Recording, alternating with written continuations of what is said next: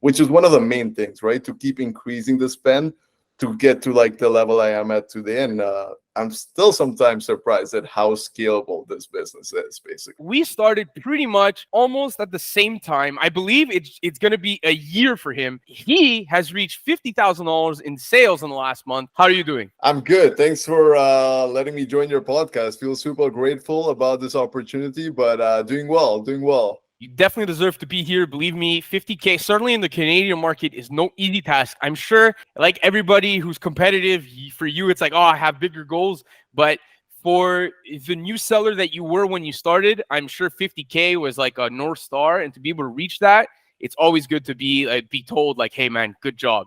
So look, been a year, right? Pretty much? Yeah, almost a year. 27th of September, I complete exactly a year. I still remember the first time I got my first sale. So I'm going to ask you about that definitely a little later. But for now, I want you to just give the listeners a quick elevator pitch of your journey from zero to now. Yeah, so basically, I had started researching Amazon FBA maybe last year in March, and literally March to September went by, and I kept looking at Flip for Miles, Fields of Profit, all these big sellers on Amazon, and like I kept watching a bunch of YouTube videos, right? But for me personally, it took me so much time to take action. I kept telling myself, you know what, spending inventory, yeah, I'll spend like, I could start with 500, how all these like sellers talk about, but I'm like, what if it doesn't sell, right? What if then I'm down 500, down 1,000? And when you're not like, now we obviously spend a lot of money, but back then when you're like very new, you always have that like risk averse mentality where you're like, oh, maybe I might like not make it, right? So it took me like at least 6 months to finally get started. And then last September, I told myself, listen, I'm gonna like try my best. Let's get at least a couple of products, test buy a couple, and then see how it goes, right? And honestly, very grateful for the journey. I was lucky enough to start in Q4 just when you started as well, Anthony. And I think we started at the best time because the velocity was just insane. And it made us like way more optimistic, right? And like we wanted to get into it more and more. And I'm also very glad we met at around the same time. So we kind of motivated each other to get. Yeah, well, that's what I tell my students is like, dude, you're starting at the best time of the year right now. Like, it's absolutely the best. 100%. I couldn't agree more with you. Everyone I speak with, and they kind of tell me, should I start now or wait till Jan? And I'm like, why would you wait till Jan? If you have the capital, even if you have $500, $1,000, start now because you're going to see the best results now as Q4 is coming up. And then later on, I just kept going. And I think one of the things that really surprised me about Amazon is that the sales were still decently high, right? Like it wasn't just a Q4 velocity where like a lot of times with like seasonal like e-commerce stores in Shopify, you kind of see a drop in sales, but Jan, Feb, March was still good. And then I remember me and you spoke, and then I decided to get a VA, and you kind of convinced me to kind of automate my business, which is like, it's really good. We had that conversation. Oh, the best. You're preaching to the choir here. Yeah, man. I'm happy that you saw the results from that. And then I also got a prep, which you recommended. So I still speak to that prep, still work with them closely. In fact, I was going to call them like after this call. But so I got a prep, I got a VA, and everything was all set to scale. And that's how I was able to honestly like keep sourcing product. Well, my VA kept sourcing products. I kept increasing the spend, which is one of the main things, right? To keep increasing the spend to get to like the level I am at today. And I'm still sometimes surprised at how scalable this business is, basically, and grateful for the journey. Yeah, man. Great, quick elevator pitch. You dropped some gems there, right? Spend is super, super important. But for me, what I want to just touch on is the ability to automate your business in this business model that we have, which is OA, is so underrated. And I think people start way too late. Starting earlier on, yes, you might not be the best sourcer. However, onboarding a VA earlier, if you are somewhat of a good coach and you can give feedback, you can then grow with that VA. And all those little mistakes, well, that VA, whether it's a girl or a guy, he or she will learn alongside with you. So if you go 6 months down the line after hiring your VA, it's like, oh, wow, this person can now really understand. And obviously, it takes more than 6 months to truly master this business. But this person is now with you while you guys are both learning. Whereas if you were taking the path of like, hey, I want to become a master sourcer before I hire out a VA, It's like, cool, you became a master sourcer, but for me, I've had my VA for 7 months and we learned together. So I learned slower, but now my business is a lot more smooth and my systems are a lot smoother considering I have this relationship with this employee, whereas you're brand new starting with them. So I applaud you for starting, right? You say I got you into that, but I only gave you the tools. You actually went out, interviewed, hired, and did all that. So, you know what? Let's just jump right into that. How is that? How is your relationship with your VA right now? The relationship is awesome, actually. And just to give you some background, the first VA I hired, she wasn't the best. So like I've never really fired someone. I Yeah, had, but you did fire them, I right? had to fire her, and it took me some time. Not gonna lie, I kind of gave her one more week. She still wasn't performing. I was after coaching her, right? So I gave her another week, and then I decided that okay, this relationship had to end because she was just finding me like 1, 2 products, which would always usually tank. So then I kind of like had to hire another VA, and that's the VA I currently have. So the second one was the winner. And the relationship so far has been great. I have nothing but just like praises for the guy. He actually used to work with like a US seller, like a big seller. So he has a lot of experience with sourcing. And just back to your point, right? I agree with you so much that like you should get a VA sooner than later because sometimes the VA actually sources better than you or like teaches yourself to how to do things. My And VA is a better sourcer than me. I say it straight up. That yeah, guy, my boy Wilmer, is a G. But yeah, man, like that's an excellent point. I love that. yeah, no, I agree. My boy Farhan too, like he really like he actually hustles and he always basically finds different ways of sourcing. And obviously I still coach him and tell him like this is how things should be done. You should look at this keeper graph. But I feel like the one good quality of a VA is just like that they're ready to take initiative. They always reach out to you.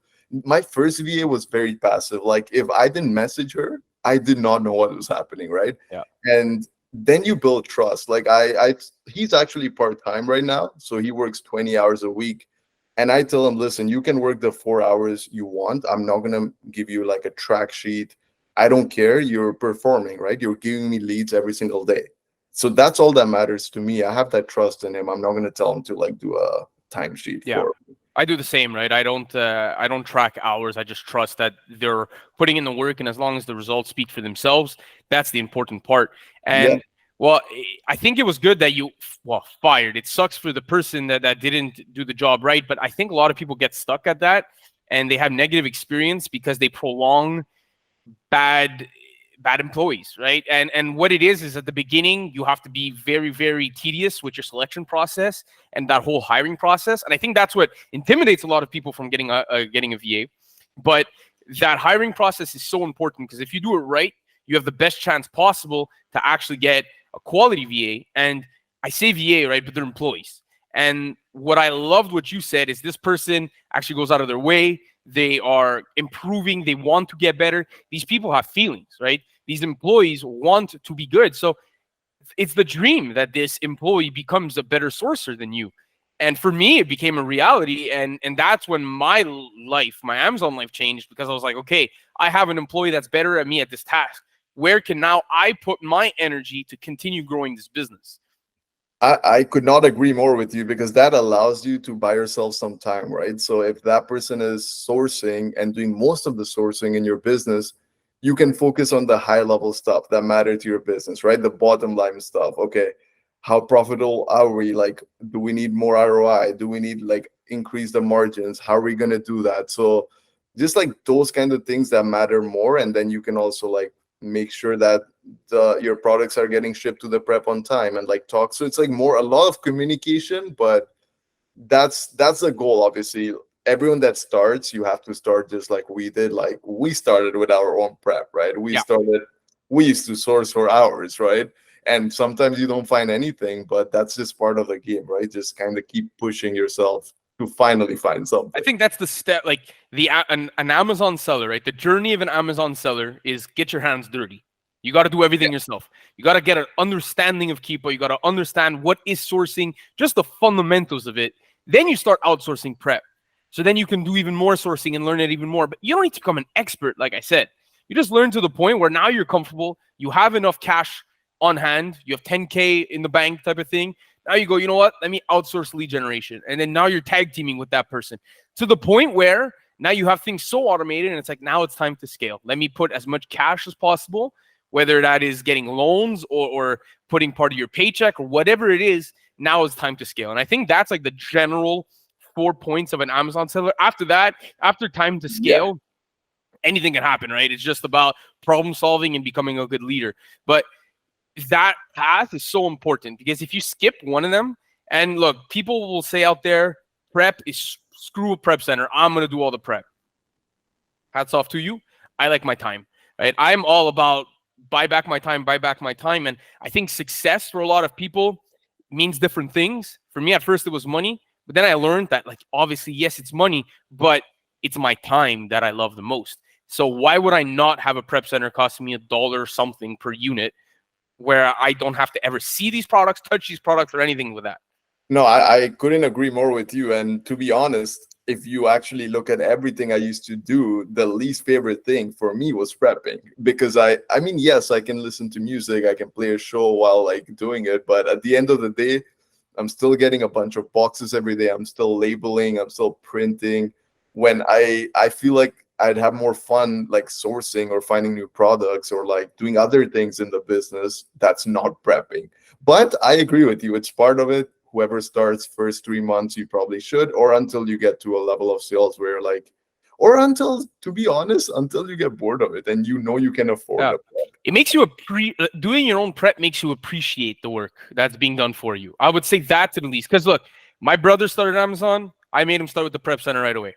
Because I think that is the most efficient. If you have a mentor there to really help you, it's the best and most efficient way. However, if you don't, I do think that doing your own prep just makes you appreciate. Because I remember coming home from my 9 to 5 and you're like, man, I have 167 units on my desk right now. Like, oh, I got to prep this. I'm not in the mood. I know it's going to take 2 hours. Calling my girlfriend, hey, can you come and help me? That sucks. And like to be able to finally get rid of that. And a lot of times what stops a lot of sellers, at least it stopped me from getting a prep center early. I waited 6 months, was just scared of picking up that phone and reaching out, right? I got one referred to me and I then referred that one to you.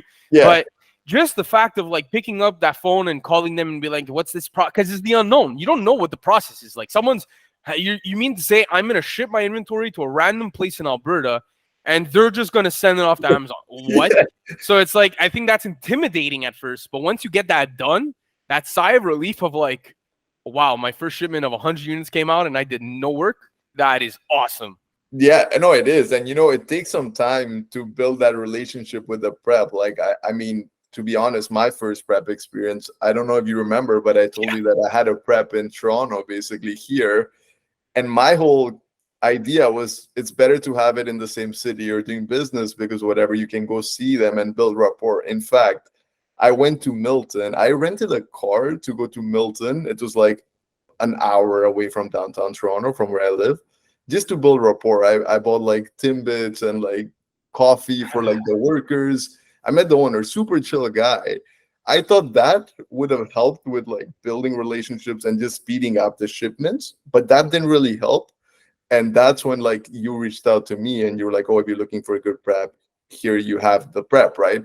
And it's been great. I mean, the other prep was everything just through email. And by the way, they take 4 or 5 days to reply to my emails, right? So these guys, you can call them, you can text them, everything. And it's like within seconds, I would say, you get a response. So yeah. It's they've changed my business. They are one of the reasons. And this is why I am so my foot forward. And anybody who tells me prep centers are not the way to go, I go, look, I respect you, but to the big amount of people that do sell on Amazon, I think the majority prep is for them. I agree. I couldn't agree more. So listen, you've been doing this for a year. I want to know, was there a point in this journey that quitting came across your mind? Because shit could get rough. You know, for me, I know it was when I think it was 156 units and they received 0. Oh. And that was like, I think at that time I had like 13K circulating. And that shipment was like $2,000, $3,000. And that was a punch in the stomach. I didn't necessarily think about quitting, but it was really rough in that scenario. So for you, was there a moment where either it was stress or something that really made you go, wow, like, will I continue? Yeah, honestly, that's a great question. And I mean, I'm lucky enough that has never happened to me that 150, 160 units get lost. And I hope it doesn't. But there was a moment, and it was right before I got my second VA. So while I had my first VA, right, I had her for like maybe 2 months. And every single product that she was sourcing for me was just tanking, right? So then one, you're not selling any new product, and then obviously with the business of Amazon, sometimes your replenished products are also not selling because there'll be new sellers tanking the product, right? So then a lot of my products were getting tanked, right? And I almost like thought that my VA was just getting leads from like lead lists, right? And so I was like not too sure what to do. Secondly, Amazon is a capital intensive business, right? So you're all the time reinvesting your capital. So even though you could think, yeah, I'm at 20,000 sales, I'm at 25,000 sales. Well, guess what? It's all getting reinvested and I don't see a single dollar back into my bank, right? It's different when you work a job and like say like you make 4K on your job, you pay rent, you do this, then you see 2,000 left, right?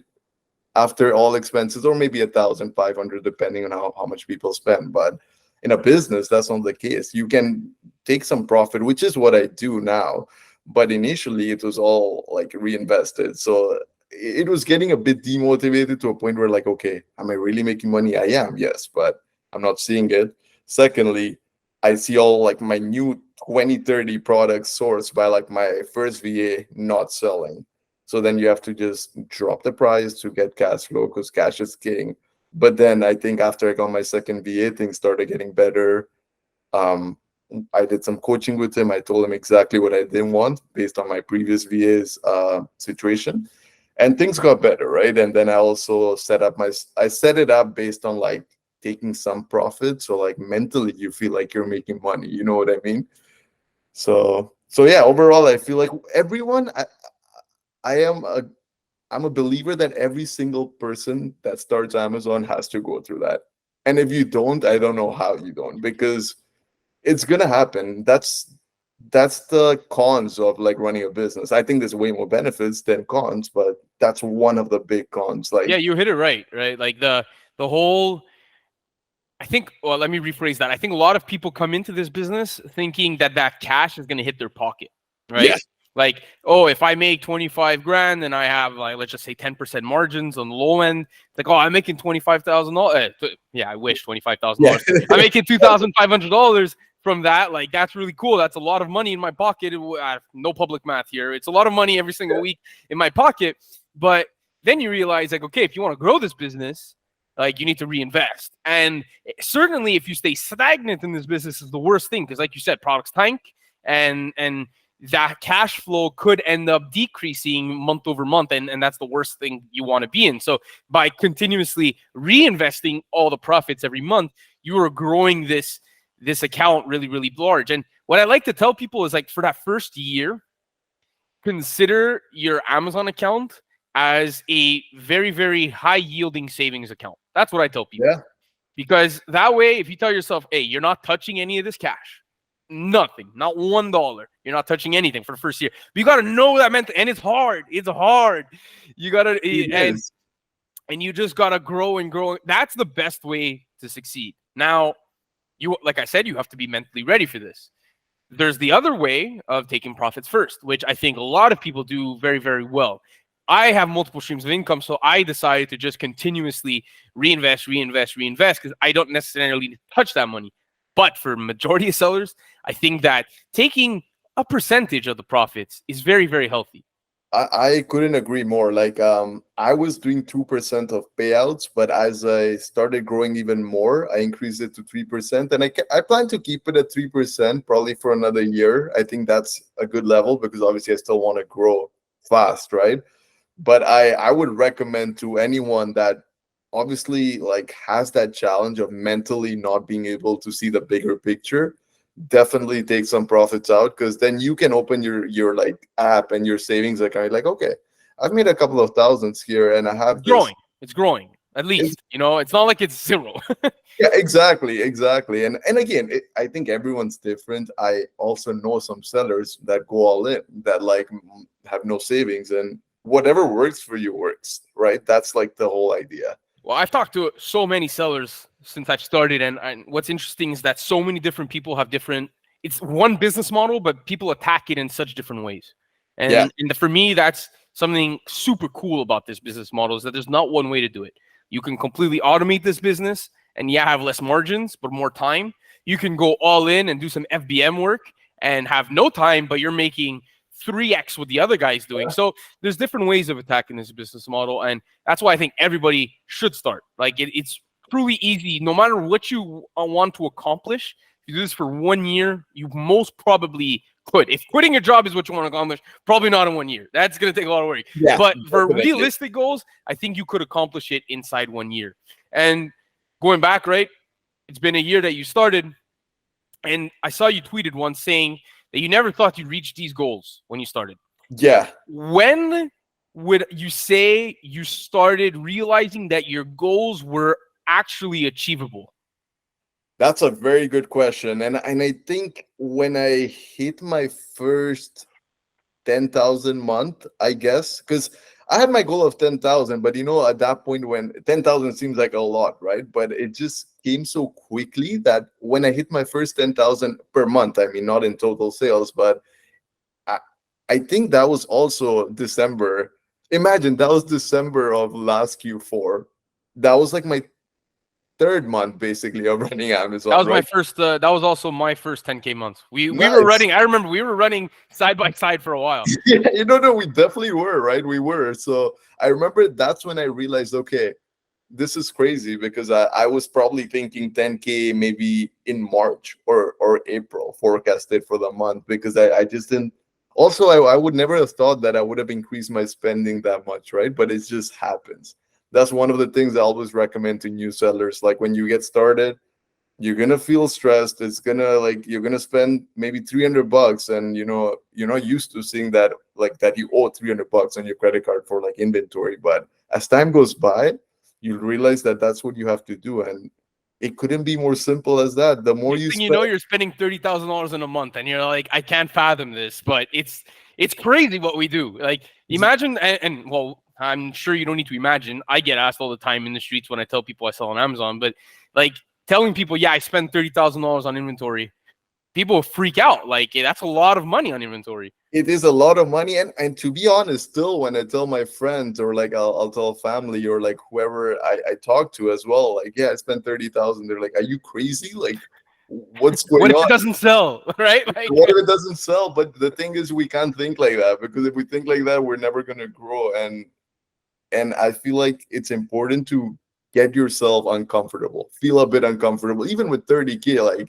You got to be like, okay, I'll do 35, I'll do this. It's you got to push the limits because it's a simple to grow.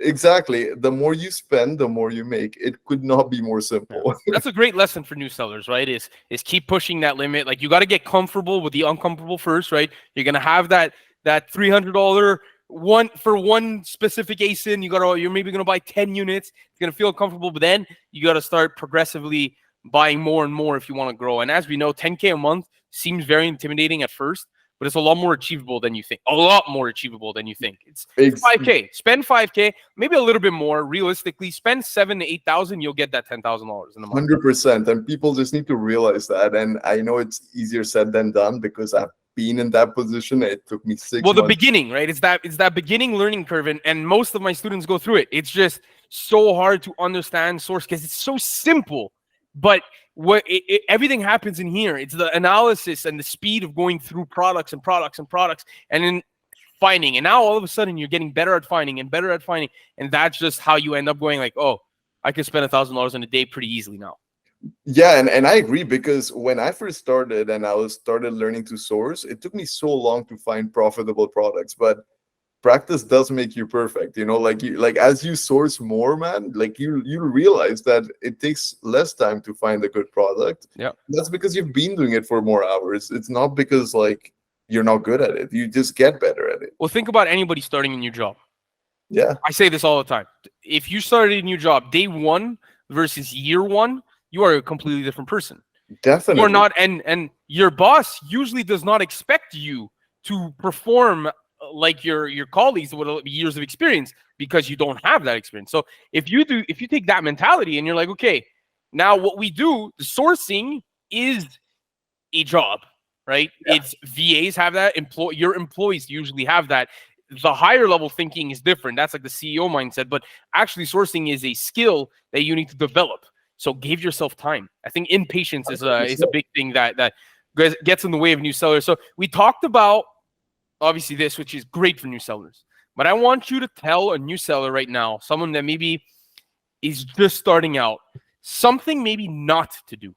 Something maybe that you did or you see other people do that you don't agree with. Okay.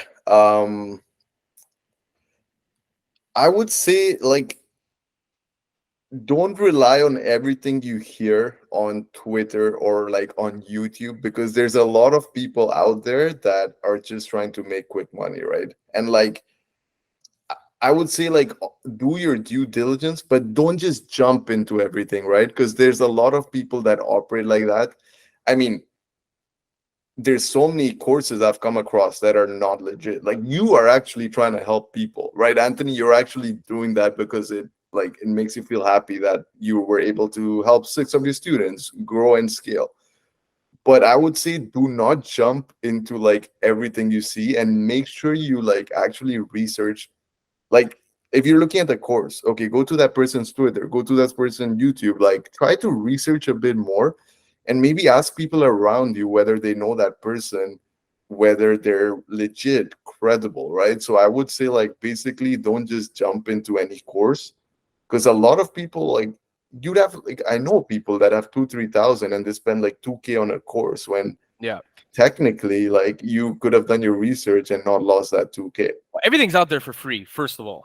Yeah. Now, that's the first things first is everything is out there for free. Yeah. Then I am a fan, and I've said it before, of paying for consolidated information from a coach. But as you mentioned, if everything is out there for free and you are planning on buying someone's course or their coaching, like actually go a little bit and do a little bit more research. Certainly the amount of money people charge out there, it's how much value are they giving away for free? That's one way that you can really tell Yeah. someone is going to be a good coach. Is are they keeping all their secrets for themselves? That's a gamble. Look, you can maybe get someone who is a fantastic coach that's an insane seller who decides to keep all the secrets. That might exist, but that is the ultimate gamble because you'll never know until you pay. Versus someone who potentially gives out a lot of content for free, you won't know obviously until you pay for it, but you can get a general idea of You what can. you're going to get.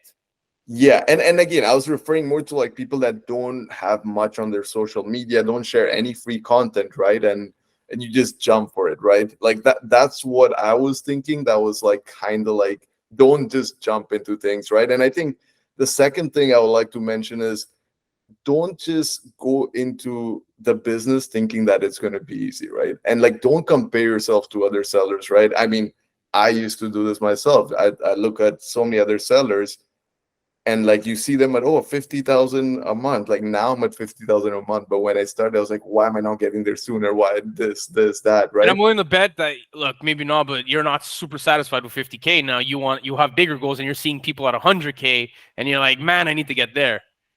100%, right? And the reality is that I just cannot wait to get to that 100K mark, and I can be like, okay, I'm selling 100K a month on Amazon. And But then you're gonna go, I want 1 million. Like I think that goalpost keeps on getting further.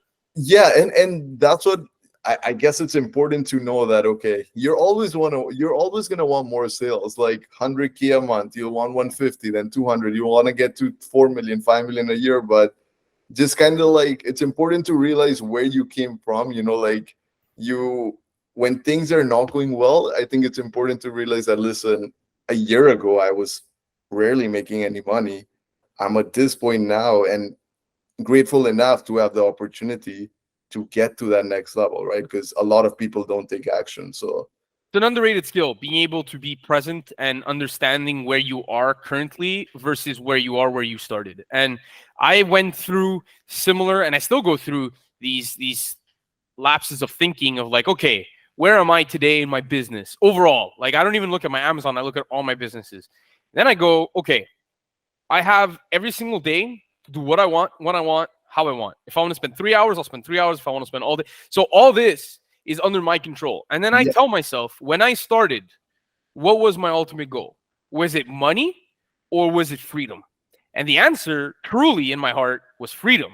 So I'm already at the goal that I want. And now what I am trying to achieve more is pure, just like the cherry on the sundae.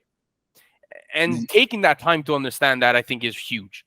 Yeah, and sometimes I feel like people don't realize that, and I'm glad you realize that, right? Because in a way, you're already living the dream, right? Because I feel like it's very easy for people to just be negative about things, and obviously, yeah, you want to make more money, but sometimes, it's not totally on your hands, right? As I said, like you lost your shipment got lost, right? The unfortunate part about Amazon is that we're doing business with another company. Well, they're a huge company, but sometimes it's not on the seller's hands, right? They can lose a shipment, and or like they can even lose shipments. Like it's happened to me, right? Where they're like, every time I have a shipment problem, they're saying, this happened, you didn't label correctly. And I know my prep labels very well. So I'm like, guys, this has to be them just telling me stuff and like ruining my shipping like reputation here and I'm there. sure it's been said before, but on the consumer side, Amazon is obviously Fortune 50, what is it, one of the biggest companies behind Apple. But on the seller side, it's held up by like tape and whatever else tools they were able to scrape around the office, because it's horrible on the back end. But you know what? Still allows us to make a living. So we kind of have to accept it. And in a way, well, it will filter out the people who don't want to take it serious. I try Right, to look at right. it that way.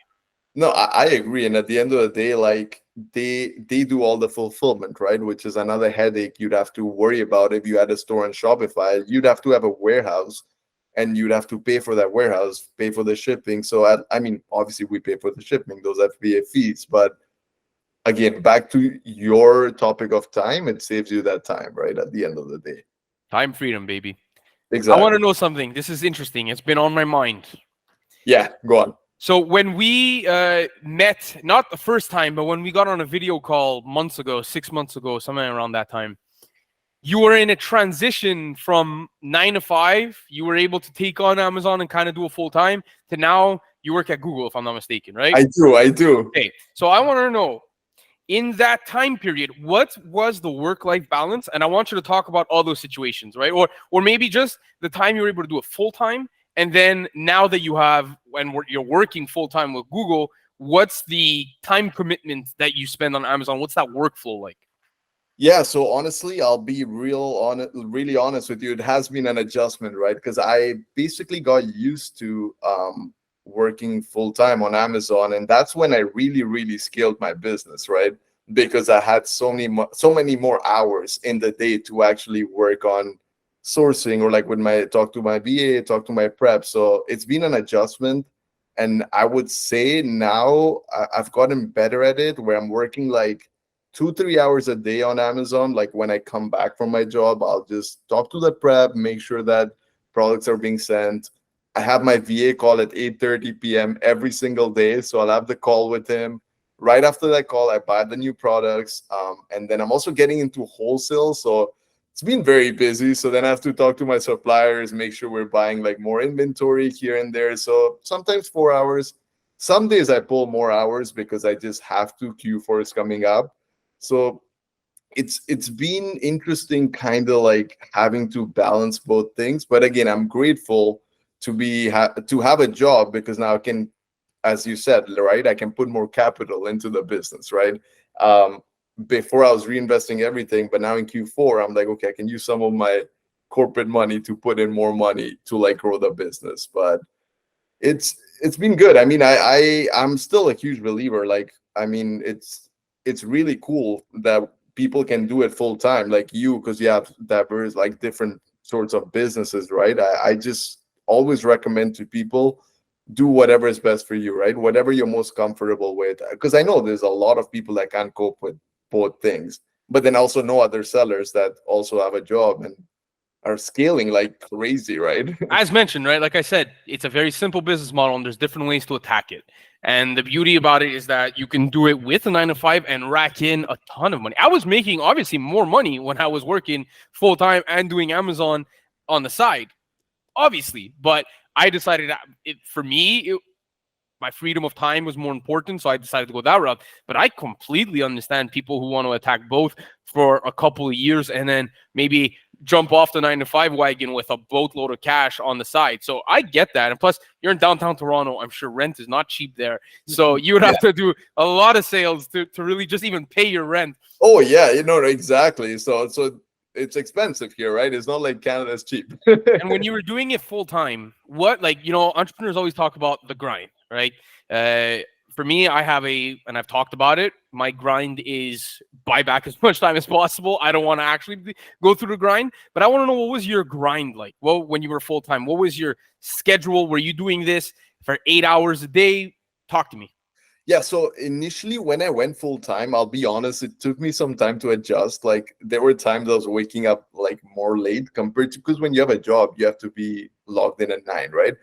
So the first 2 weeks, I was waking up at 11, 12 at noon, like grabbing a coffee, going to a gym, starting at 2. And I thought that was super cool initially, because I was like, wait, there's nobody telling me like, oh, like you have to start at 9, you have to finish at 5. Like it was cool to have my own schedule.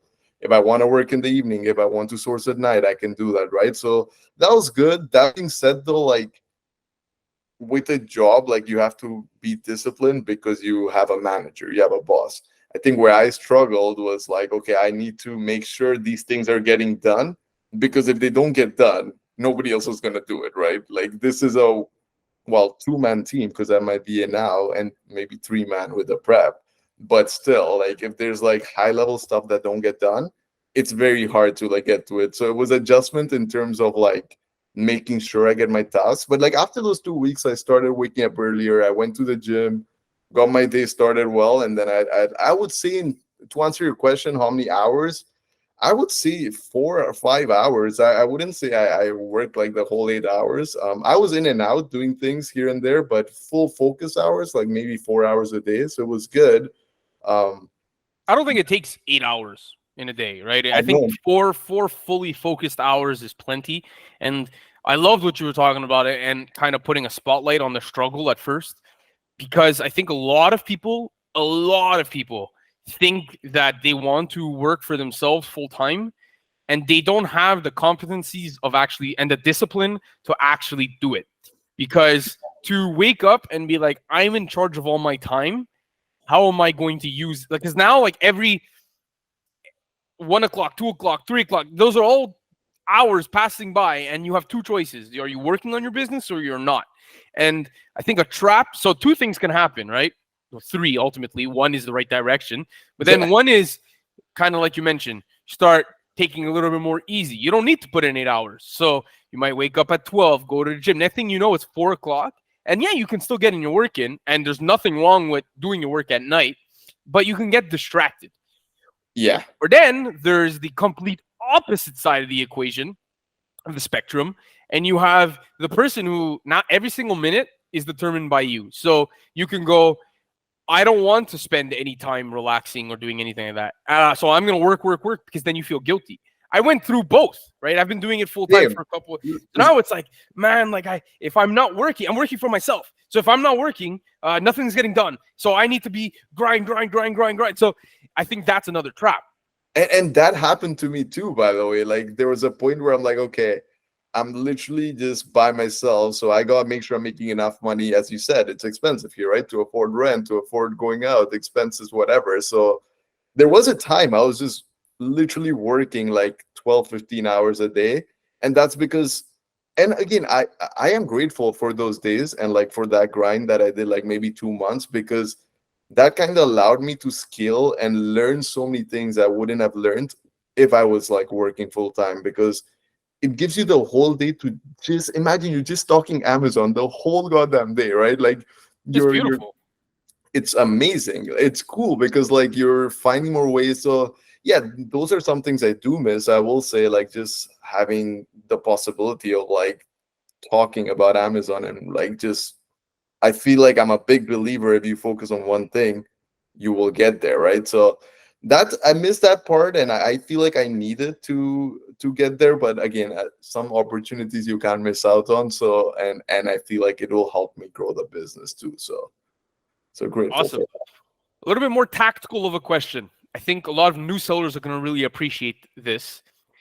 What's your approach to sourcing, and has it potentially changed with your business growing, right? So you were at a period where you started with a 9 to 5, then you went full time. Now you're back to a 9 to 5 with a VA. So can you please a little bit tell me about how you approach the sourcing process and maybe how it changed? Yeah, so for example, when I was running Amazon by myself, like full time without any job, I had more time to source, to be fully honest, right? So even though I had a VA, I was still sourcing on the side just so that I could like share my screen and then record myself and then send that video to my VA so that he could that was a way of coaching him, right?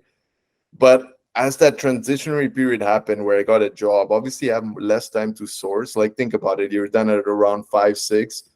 You come back. I also try working out. So like I'll try to go to the gym quickly. I'll come back and then I basically have my call with him and he sourced my products, right? So I would say that transition has been to the point where it's more, my business is way more automated than it was before. I don't source as much. Maybe some Sundays I'll sit down, I'll be like, okay, let's see what's happening, just to like not lose that touch and kind of like make sure I obviously know how to source and I'm up to date with the newest things, right?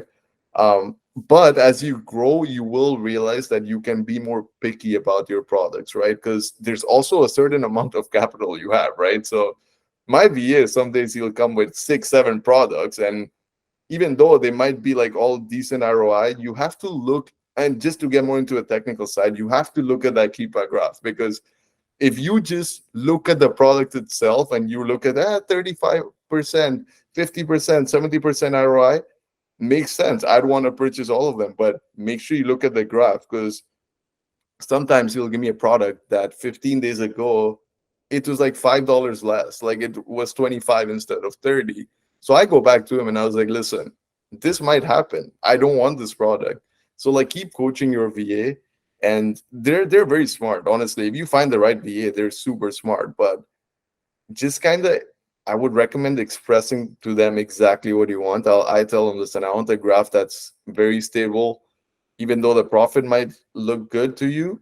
Unless it's Q4, maybe sure it will sell because of it's a good quarter, but there's a lot of adjustment that has to be done, right? So It's what all tasks do you currently do now? what tasks. Yeah, what's your general task that you do? Yeah, so what I do is, well, after the call with my VA, I basically buy all the new products. I add them on Amazon as a listing, and then I add them on my prep sheet. And then I kind of let my prep know tomorrow. I'm like, listen, I bought 200, 300 units. They should be arriving now. Hopefully, we can ship it by this, right? So I would say buy new products, make sure the prep is sending them, and then I also replenish, which that's been taking me more time, like, because as you grow your catalog, man, you'll realize obviously I have like 350 plus products. Not all of them are active because of tanking and different reasons, but it takes time. Like Do you use Sellerboard? I use Sellerboard, and Yeah. I'm a big advocate of Sellerboard. I feel like I recommend that to whoever that joins Amazon, and that should be the first thing you do if after getting Seller Central, because I'll put a it link helps of a it lot. down below. You'll get 60 days for free. What was that? I'll put a link of it down Yeah, below. yeah, no, They'll be able to get it for 60 days for free. Sellerboard is fantastic. For yeah. me, I've said it in the last podcast. If I could only pick one more with Keepa, one more software, like obviously SellerAmp is huge. But if you really told me absolutely one, I'd be like, man, I'm gonna manually source, and then I just need Sellerboard. Helps you so much replens. And to really briefly talk about it again, I know I talked about it last episode, but Keepa is your estimated data, and it gives you the best possible chance of making a most informed decision based off estimated. But Sellerboard is your real data. That Yeah. is 100% true. Hey, I sold 20 in the past month. Therefore, I can buy at least another 20 as long as Keepa is relatively similar to when I purchased it. So, like for me, Sellerboard, absolutely the best thing. I wanted to ask you, though, because now you mentioned what you did, and now I'm challenging you. What's next for automation? What's next? Yeah, what are you going to delegate next? So here's the thing, and it's kind of similar to where you're at right now with like I've always obviously heard about your purchasing, like your VA purchasing products for you. And to be honest, that's what takes me a lot of time. At the end of the day, like I have a job and I come back, and then I'll be honest, there's times I'm buying for 2 hours and a half or even 3 hours. Certainly when And you're it's creating multiple emails for like iHerb, let's say, it's yeah, insane. exactly. You're creating multiple emails, you're buying the same product multiple times. So it gets a bit monotonous where like I prefer this. I'm in sales too. Like my Google job is also tech sales. So I like talking to people. I'd rather do that than just like clicking buttons all the time, especially if it's the same order, same order. So I want to automate that. Um Now I don't know if I'm in that. I do trust my VA a lot, but I've never like gotten to that point where like I've given my credit card to someone that's not family to like make purchases, right? If I could do that though and focus on wholesale, like say I come back from work, right? I just keep calling suppliers and I'm talking to suppliers, which is something I like doing all the time. So if I can do that while I have like a purchasing manager per se, buying all my goods, making sure that the spend is up, because as you grow, you know that you need to keep that 30, 40, 50K, 60 spend going. So I feel like that would be the next step. And once I do that, I mean, it's really just high level stuff. You're just getting It's a new beautiful distribution. life. I'm telling you right now, it's a beautiful life. And I'm going to Yeah. challenge you, right now, and everybody listening, also, if you're in a similar situation where you have a VA and you would like for them to buy it and you're just scared of giving them your credit card, well, I have two things to tell you, including you, Aman. Yeah. One, this employee of yours currently makes a very good salary for Philippines, right? Yeah. You are working for Google. I'm Yeah. assuming you are making a pretty good salary. You don't need to Yeah. mention it, but you're making. Why aren't you stealing for the company? Right? I worked for the government and I worked for like a great multi-billion-dollar company and I had access to cash because it was retail. Why didn't I steal from them? Because you value your job security more than the one-time scam that you're going to be able to pull off and eventually get caught. Because if you are actively looking at your credit card statements once a month or once every couple of weeks, you will be able to catch that fraudulent activity by your employee if they do go for it. So that's one. Two, going back to what we were saying of you need to consistently push yourself for your spend goals, right? And getting comfortable with the uncomfortable. I would then say this is the same thing. It's just now we're not looking at it as a monetary, but it's more so like, look, yes, you have to have a certain level of trust, but after that, you'll never be comfortable with the idea of giving your credit card to someone in the Philippines. And people still think I'm crazy doing that. But look, I trust my employee. And two, I'm actively looking at my statements and I know he's not going to steal it. I pay him well. Yeah. I mean, I honestly think you're right in that way. I mean, it's impressive that you can do that. I'm trying to get myself to be more comfortable with at some point doing that, because I just know that obviously considering he's going to be honest, and I agree that's a good reason too. Like he's not going to steal if he's getting paid well for Philippines too, right? I feel like that will help my business like get more automated and me to focus on wholesale, which is my next thing, right? But it's if I were to do it, it would be obviously with this guy because I feel like he's very honest. In fact, there's times he works overtime because he feels really bad when he can't find some products like or like we have a goal of products we want to set. He feels bad because he's like, "Oh, I told you I'd get this," and he ends up working overtime. I offered to literally pay him the extra amount, but he never takes it because he's like, no, it's my job to find you products. I'm accountable for it. That's So, exactly it. So I encourage you to get that done sooner rather than later. And for fun, we do a little example. I'm sure your time is worth more than $30 a month, $30 an hour. I sure yeah, as hell know I am. Mine is.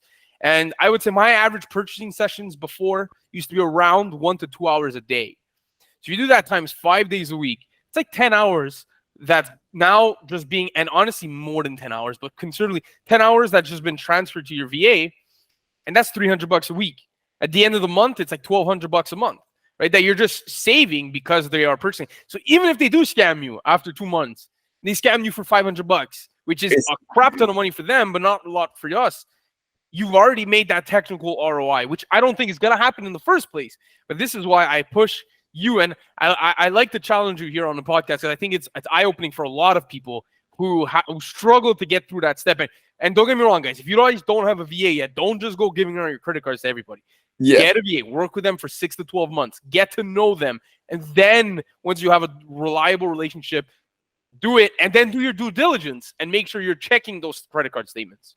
Yeah, no, I agree. Definitely don't do it with anyone you just like start working with. But I think what you did was awesome because I mean, I've talked to a lot of sellers too, and I haven't seen that yet, you know? So I feel like it's good that you're doing something that's like out of the ordinary. I got inspired by probably an episode of Flip for Miles' Buy Box Bandits. I think there was someone on there who did it and kind of had that same mentality of like, look, I don't care. Like I might as well. I think that person, I forgot who it was, but gave away their social insurance number to the actual VA. So look, there's some people that are even crazier than me. I think a credit card is enough risk for me now.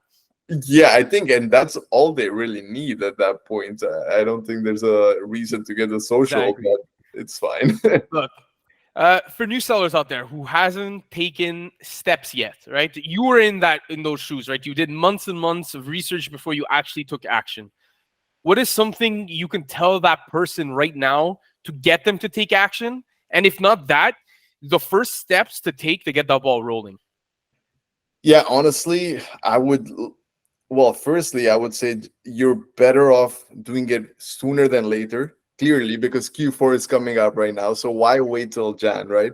And secondly, all you're gonna do by waiting and waiting and waiting your whole life is that you're gonna have regrets, right? Because you're gonna, like some people that always wanted to start, you're gonna start thinking like, what if? And you never want to die knowing what if. You want to like give it your all and like actually see whether it worked out.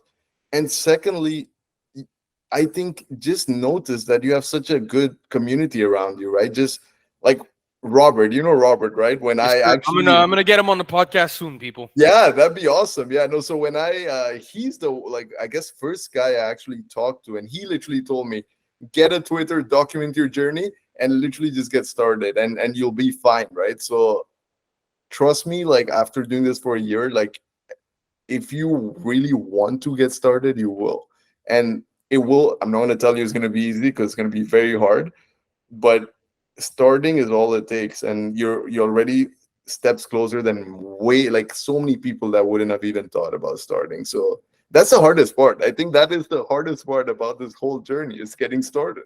Yeah. That's what Well, it is. there's so many people who don't get started, right? Yeah, If you take the steps to actually just opening up that Amazon account, you've already taken so many steps further than the person who's overanalyzing. And there's millions of people overanalyzing. So I agree. 100%, I agree with that.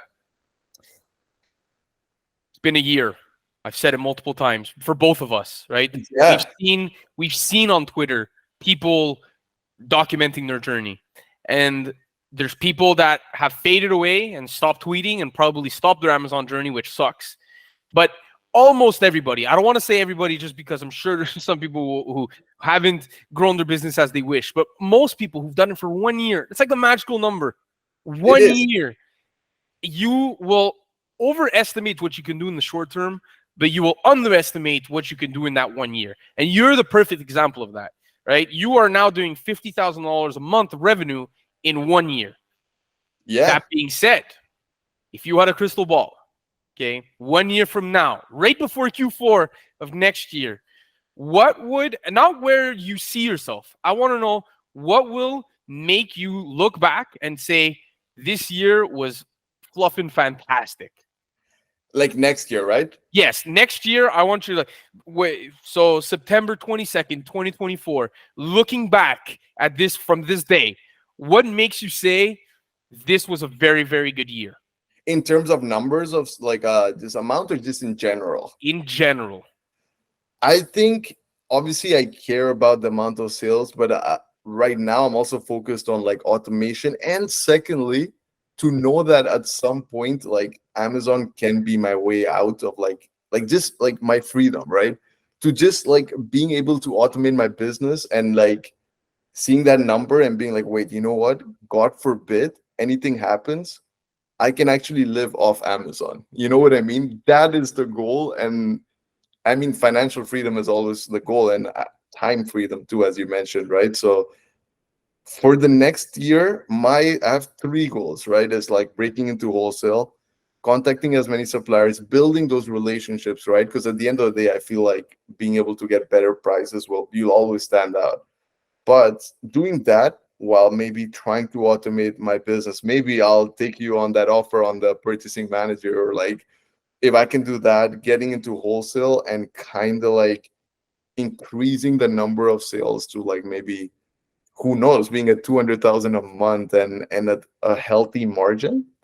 I feel like at that point you have everything it takes, right? And I think it only gets easier because then you, as you get good at in wholesale, you kind of know what to do and how to like open accounts, and then it's just all about automation. I think at the end of the day, most people that start this business is to gain more time in their day, right? At the end of the day, you want to be able to travel, right?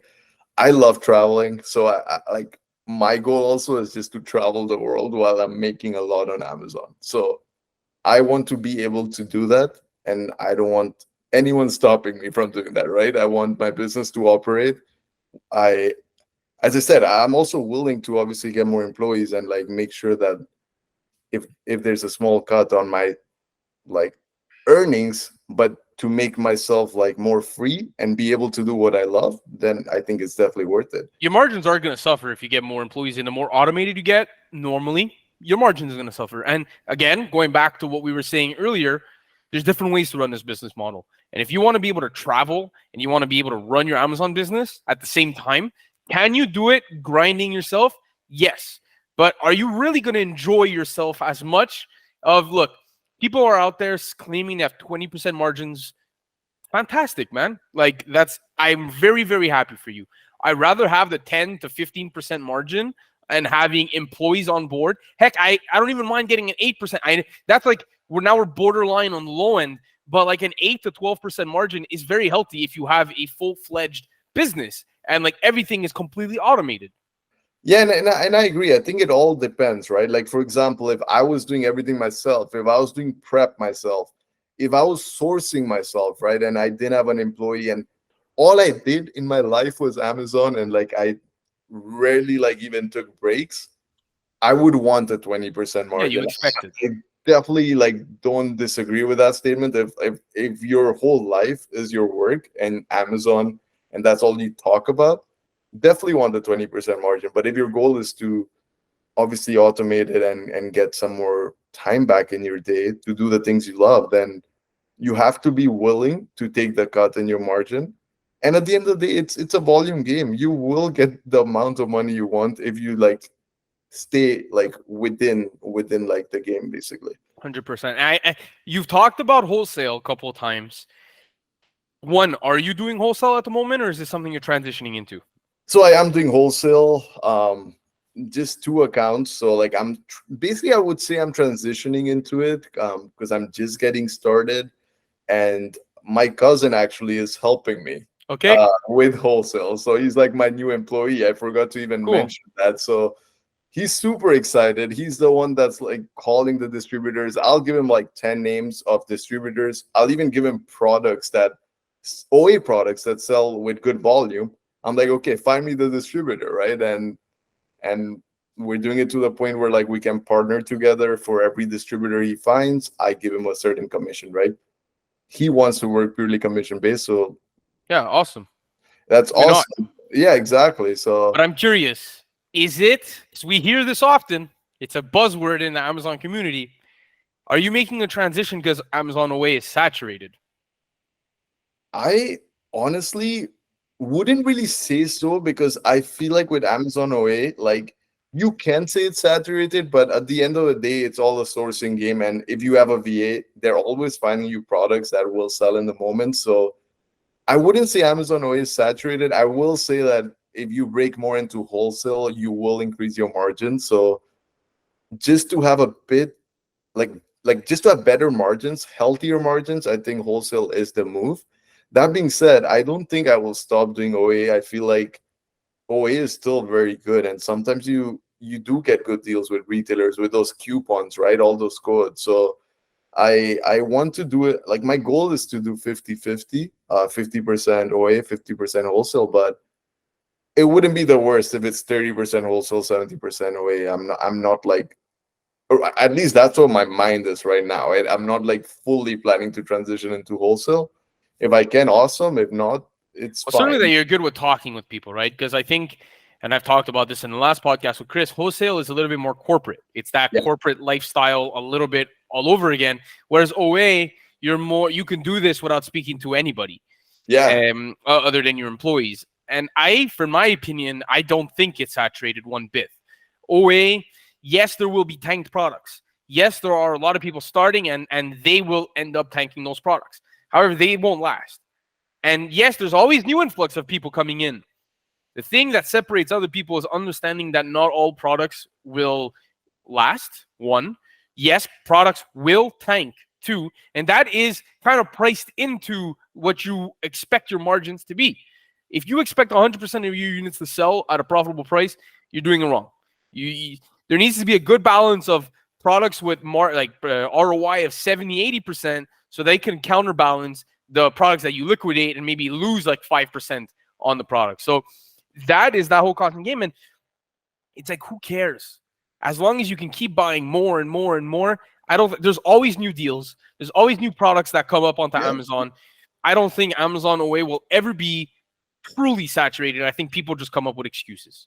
Yeah, no, I agree. And like as you said, those products that usually tank is because there's new sellers in the market that are getting desperate to like sell to get their couple of first sales at the end of the day because they have to pay their credit card or whatever, right?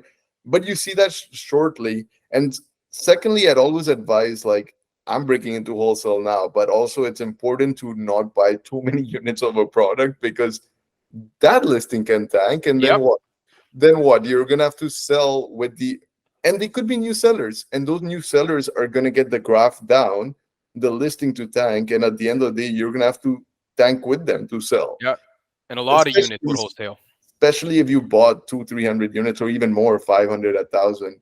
You don't want to like not sell them for 3 months. Your money is tied, right? And you're That's doing wholesale in Canada? in Canada for now. Yeah. And what is, because with wholesale, there's usually somewhat of an MOQ, right? And a minimum order quantity. And in Canada, we are used to seeing less sales volume than the US.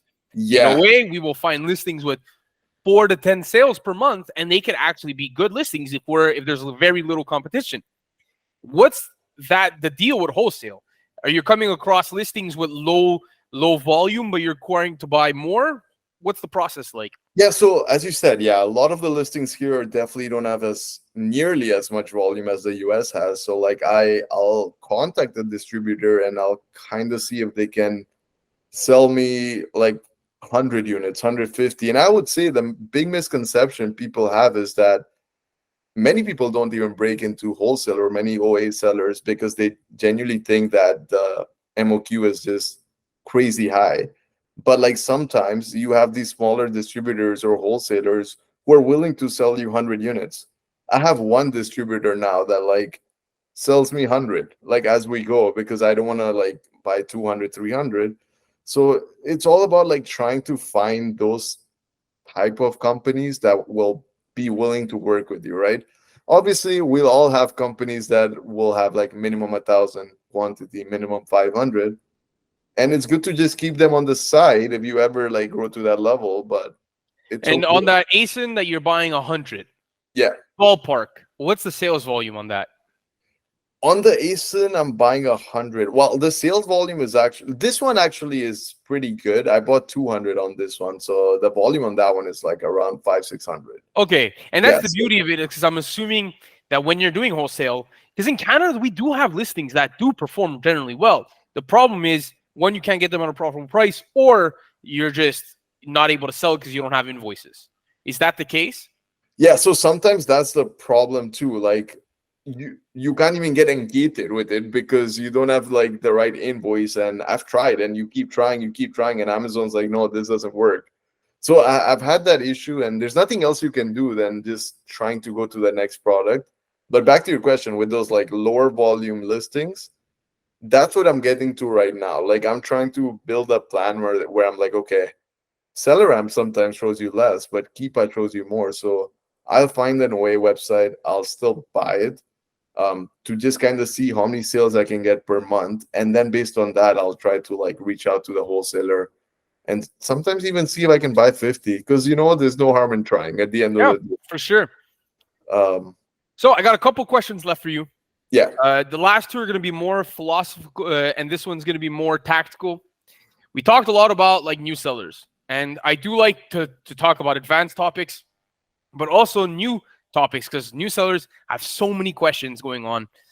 And I don't know how much money you started with when you started with Amazon. I started with 5,000, and then I put in another 5 when I kind of understood about it and really had proof of concept. But let's say you only had 2,500, only $2,500 to start with. What would you tell that seller? What's the roadmap for the first 3-4 months? Yeah. So it again, it all really depends on your financial situation, right? And I also like telling sellers that you can start with 2,500, right? I think Flip for Miles started with like nothing, right? So I Yeah. mean, realistically, you can. Ideally, you have more, but if that's the case, you can still make it happen. But what I would tell that seller is that you just have to know you're starting with 2,500. Don't expect to like be a 10K in like 2-3 months, right? At the end of the day, money makes money. But just still to encourage that seller and be like, listen, you're getting started. You're way ahead of so many people that haven't started, and maybe don't spend the whole 2,500 because you still want 500 to just keep just in case of emergency, right? So I would just start with a 2,000, and because you don't have that much, just do your own prep, learn everything, learn all the ropes, do all your sourcing, and just understand that your growth is going to be slower than others, but you're still way ahead of the game because many people never take action. So So what I'm hearing is like to stay patient, one, yeah. and be realistic, two. And I think that is a very, very good combo for newer sellers that don't have as much capital. I would maybe just add a potential, again, all depends on your financial situation, like you said. But if you can afford to potentially put $50 to $200 a week from your paycheck into that, well, now while you're building up those fundamentals for 3, 4, 5, 6 months, well, now month 6, if you're, let's just say, $100 a week, well, now we're able to add in maybe like an extra couple $1,000 after 6 months. And now we can, because realistically, like you said, money makes money. Yeah. And, you know, when you start having $30,000, $40,000 being able to circulate month over month, like that's when you're going to start making money. But if we're just using the rule of doubling, right? And if you start at 2K, well, then you gotta work to double that into 4, and then that into 8. Whereas if you're starting with 10, your first double, you're at 20. Right, right. And it's also important to know that obviously in a very good scenario, you're gonna double. Like there's times that's like times 1.81, times on It's gonna 1.6. take Like time for sure. so it's almost like being conservative with your estimates, but like if you want, I mean you can start with 2.5, but just know that your goal will be to make 4 to 5 thousand in sales, right? And that's fine. Just make sure you reinvest everything. At that point, you don't take profit, reinvest everything. And I think I agree with you. It's important to, if that person is working a full-time job, like try to hustle to literally add in more into the business because you want to kind of make sure that you're putting in more money so that you can grow faster. Like I agree, it's a mental thing too. When you're growing so slowly, you're like, oh, I did 5,000 and like maybe profit of like 500-600 bucks. You need And to be a mental motivator. You need to be able to self-motivate in that situation. yeah, definitely. Which if you are and you can be self-motivated like that and mentally strong, perfect. That's awesome. Good for you. But not everyone is like that. Yeah. So there's business books out there. There's so many that you can buy. But then there's life-changing business books. I've got one in mind. But before I tell everybody mine, I want to know if you came across a book or some mindset that really got to you and changed your trajectory. Pre-Amazon, post that, like now, like whenever you want. Okay, I'm like I won't tell you a book, but I'll tell you I'm very into sports, right? Okay. So I'm like a big tennis fan, right? And I in fact wanted to become a tennis player. I wanted to become a professional athlete, and obviously like that was impossible. But whenever I like hear about Federer's story, right, or like about Djokovic or all these like players, right, I feel like the one similar aspect they all have in whatever their world is that they all kept doing it. Or even like Kobe, right? Like I'm a big basketball fan. Yeah, Like at the end of the day, it's all discipline. Like there will be times you don't feel like doing the work. We're all human. Like we're not like automated or like we're not robots just like here working. But at the end of the day, you just have to like put in the work when you don't feel like it, right? it's great, And great mentality to have for sure. then secondly, Djokovic also speaks about mental health. It's like your mental health is very important. So definitely would prioritize that. If you are not mentally stable and you're still running a huge business, I would focus on that. Djokovic took a year off from playing tennis because he said that I am not mentally strong. I need a year off. In fact, he was almost going to retire, but that year off like made him like actually get back to like learning what he liked, like what were his priorities, right? So I would just say kind of like make sure that you're mentally stable and like you also just have discipline too.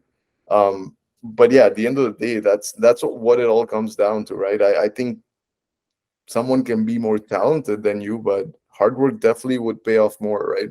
Yeah, hard Sure. work. I love what you said. Like, sometimes it's very important to take one step back to be able to take three steps forward, and just really making sure, like, okay, well, am I too stressed? What's going on? And tackling those situations for that mental health. I don't think it's talked about enough in entrepreneur. Like, it's cool to be an entrepreneur. Everyone wants to be an entrepreneur, but when things get tough, and like I said, that 158 order you get received zero, and it's like $2,000-3,000 worth of goods.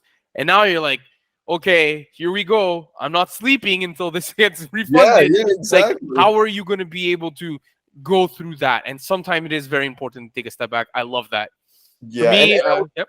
oh no, I was just gonna say it's important to obviously like don't overspend, know your limit even when you're growing your business because you don't want to sleep knowing that like you can't pay your credit card, right? That's the Yeah, a lot of worst. people are over leveraged. I don't know how they do it. I use Sellerboard's cash flow tool. I always know I'm always positive in the cash. I always keep a couple grand on the reserve. But other than that, I'm a big fan of spending. Just keep that reserve. That will Yeah, make you able to sleep at night. exactly. That's important because I mean I've seen sellers that always complain about like yeah like spending so much and not having the funds to actually pay off that card. I think that's not good. Not So where I would want to be. If you're a new seller, I would not be there. Some people might give that advice. Follow who you wish. At the end of the day, for me, I think if you want to build a business, it's important not to be over leveraged. And you could be leveraged in certain situations, but I would wait till you are actually skilled enough to understand what that implies. yeah, I agree. And in another book, actually, business book, I just started reading Profit First. I mean, especially for Amazon sellers, I think it really helped me understand that I have to take money out of my business because you'll see stories in that book that talk about people having $1 million businesses, but if you look at their cash, they literally have no cash. Like it's all in the business, right? So it's also important to pay yourself so that you can also enjoy doing the things you love or like diversify your business, right? Is don't keep everything on Amazon. Like as you said, like just like what you're doing, which is great, like buy real estate or like invest in stocks. Like God forbid Important to be nothing ever diversified. happens to Yeah. Amazon, right? But That we book is very, very, very, very good. I love it. Profit First. Great yeah, recommendation for the viewers. I'm gonna add the E-Myth Revisited. That changed my and we talk about automation all the time. We've talked about it a lot during this podcast. And it's thanks to this book that really helped me understand. And the whole, if I gotta just say like one quote from it, it's like shifting from working in the business to working on the business. And that one quote was like oh man, like there's so much higher level things that I could be attacking, whereas the actual grind, which is finding products, could be tackled by an employee with proper SOPs. yeah, no, I agree. I agree that that quote is amazing because it's basically the goal of like most big sellers, I would say, right? It's like focusing on the higher level stuff so that you don't have to do the stuff like the things you did initially in like your first 6 months. We talked about the philosophy of and that mentality of Kobe and all these elite athletes and translating, and which I love. I can't say that enough. I was also an athlete. And I think athletes make outstanding businessmen because of that mentality. But when it comes to philosophy or maybe a way of thinking in the Amazon world, is there something that you don't agree with? Let me think about that one. Well, you think I'll say the one that I don't. Yeah, yeah, I think people going after, and this is going to be very, very, you'll see, it's okay to tank the buy box. I know it's crazy. People go crazy over that. And I'm going to explain why. I'm not saying to tank the buy box because you want a percentage of the buy box because you might have low reviews. That's no good because no one wins in that scenario. The high review sellers are just going to follow with their repricer, and it's just going to go all the way down, and nobody wins. However, cash is king. And if you are in a situation where you don't have cash and your products have been there for 25 yeah, days plus, tank the shit out of the buy box. This is a PvP world. It's player versus player. And you know what? It sucks that you're going to ruin a listing. But the odds are you're not going back to that listing. And if you're a new seller, you need that cash in pocket. Now, do it responsibly. Don't do it if the guy who's now like has the high reviews has 2 stock left and now you potentially have a chance to get the buy box. But if you really analyze that listing and you go, there is no chance that I'm getting a buy box percentage in the next couple of weeks because I already have a couple of weeks proof that I'm not getting any, tank it. That's yeah. my opinion. I might catch fire for that, but that's my opinion. I mean, you know what? At the end of the day, everyone's got to pay their bills, and I mean, if you have to do it, you have to do it, right? But yeah, let me like the one thing I would say on Amazon that like I guess I maybe disagree with is that people saying, I mean, I've seen this a lot on Twitter too. People saying it only gets easier. I don't necessarily think it gets easier. You have more, like, in my opinion, you have a bigger catalog, right? Like, if you're purely doing OA right now, maybe it gets easier as a do wholesale and have less products. But I feel like replenishing, especially if you're buying your own products, like replenishing so many different products on top of that, sending so many to the prep, like there's more things you have to handle. That being said, you can automate things to make it easier. But it gets harder, but I think it's a good harder, right? I Because agree with you. you're making more money. So like you're willing to do these things that get you to that level. I think the task of acquiring new leads becomes significantly easier. And as a new seller, that is such an overwhelming task. And like, again, I have students texting me like, hey man, this feels impossible. I'm like, dude, it's not. Like Chris Hart, Flippo Chris said it the other podcast, and he was like, listen, like other people are doing it. And so you got to ask yourself, what am I doing wrong? And I think that's a great lesson for new sellers because people are doing it. But like, Yeah. as you mentioned, things get easier, only get easier because your ability to find leads gets a lot better. The thing is now you have bigger problems ahead of you. Is now you have to manage 300 listings, and yeah, you have a repricer, and that's generally easy. But what happens when things go missing? When you have dead inventory? So now you get a bunch of new problems that don't make it easier. It's just the initial task that we were tasked with, which was finding leads. Now it's easier. Yeah, But the rest yeah, is not.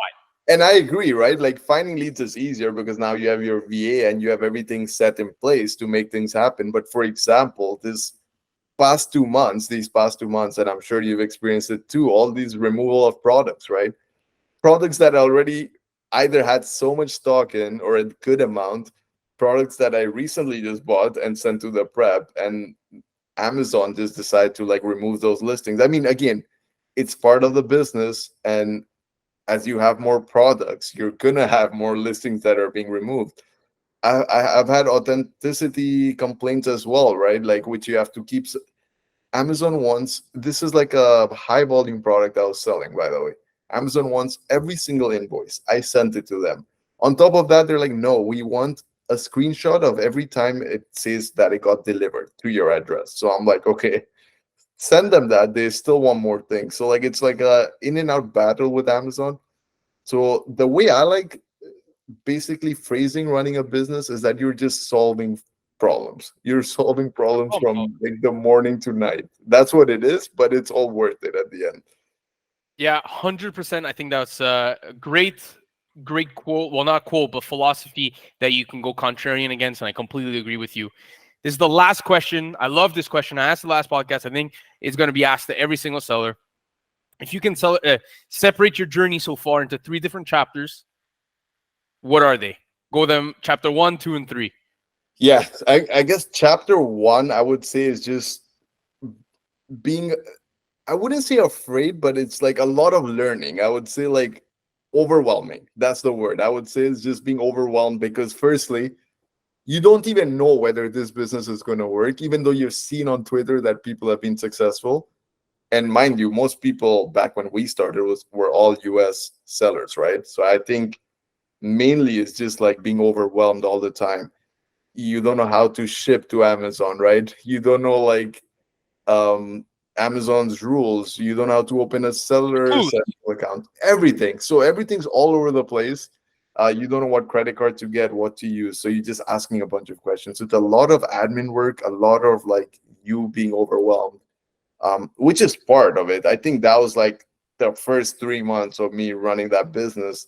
But then I would say like the second stage is just like realization, like what me and you talked about, like when you hit that 10K a month. So like it's almost like a shock basically to kind of like, not that you didn't believe in yourself, it was going to happen, but like kind of a shocker on how quick it happened, and kind of understanding that like, okay, I think for me, that was like the biggest one out of the 3, realization, because I was able to tell myself I can actually make a living off like selling on Amazon in the long term, right? It's just about like scaling now.